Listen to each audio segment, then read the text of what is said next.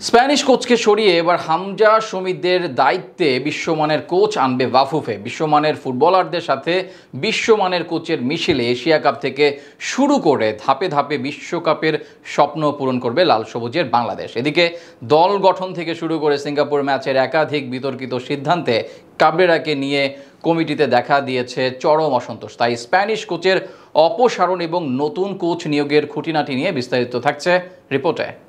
বদলে যাওয়া লাল সবুজের ফুটবলে তিক্ত এক অধ্যায়ের নাম হাভিয়ের কাবরেরা।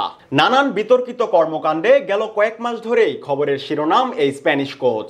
এবার তাকে নিয়ে চরম অসন্তোষ প্রকাশ করেছেন বাফুফের বর্তমান কমিটির অনেকেই। তাই হামজা সামিদের দায়িত্বে এবার দেখা যেতে পারে নতুন কোনো মুখ, আনা হতে পারে বিশ্বমানের কোচ। এদিকে বর্তমান কোচের কৌশল এবং দল গঠন নিয়ে বেশ আগে থেকেই চলে আসছিল নানান সমালোচনা।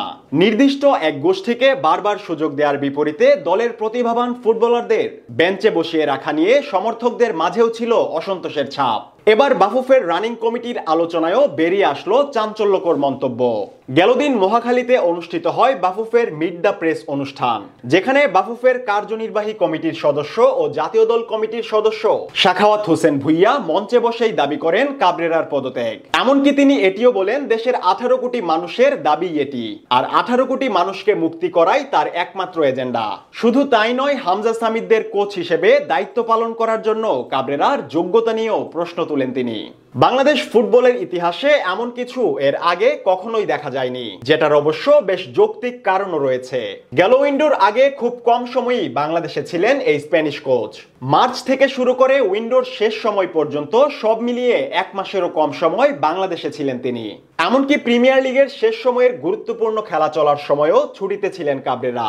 যদিও তার পক্ষ থেকে বলা হয় লিগের এই খেলা তিনি টিভিতে দেখেছেন, তবে স্কোয়াড ঘোষণার ক্ষেত্রে লিগ পারফরম্যান্সের কোনো ছাপই ছিল না কাবরেরার স্কোয়াডে। বরং মুখস্থ দল নির্বাচনের অভিযোগ ওঠে তার বিরুদ্ধে।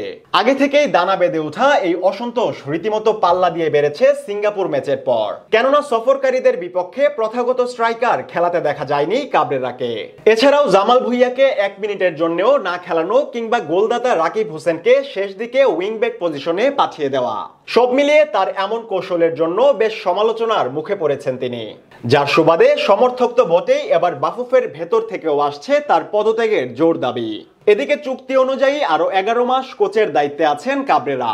তবে তাকে যদি কোচ হিসেবে যোগ্য মনে না করা হয়, তাহলে কোচ পরিবর্তনের প্রশ্নে কিছুটা ইঙ্গিত দিয়েছেন বাফুফের সভাপতি। তবে সেটা এখনই সম্ভব নয়, কেননা কোচ পরিবর্তনের সিদ্ধান্তের জন্য স্ট্যান্ডার্ড একটি প্রক্রিয়া রয়েছে। জাতীয় দল কমিটির অ্যাসেসমেন্ট ও রিভিউর পরই এই বিষয়ের সঠিক উত্তর মিলবে। তবে এই মুহূর্তে কাবরেরার বিদায় হোক কিংবা সেটা 11 মাস পরই হোক না কেন, এবার আর কোনো ভুল করতে চাইবে না বাফুফে।